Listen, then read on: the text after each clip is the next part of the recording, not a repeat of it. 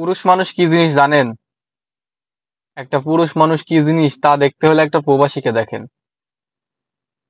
সে বছরের পর বছর, মাসের পর মাস সে তার মাতৃভূমি, তার দেশ ছেড়ে, তার সংসার ছেড়ে পড়ে আছে ওই দূর প্রবাসে।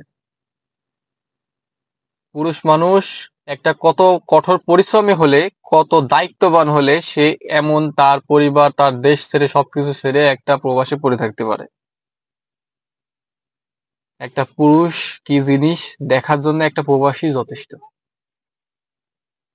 আমাদের তো আমরা মাত্র ঢাকায় আছি, ঢাকায় থাকতে জানেন আমাদের কষ্ট লাগে যে নিজের এলাকা ছেড়ে আসি, আর তারা তো পুরো দেশটা ছেড়ে চলে গেছে ভাই। তাহলে তাদের কষ্টটা একবার রিয়েলাইজ করেন।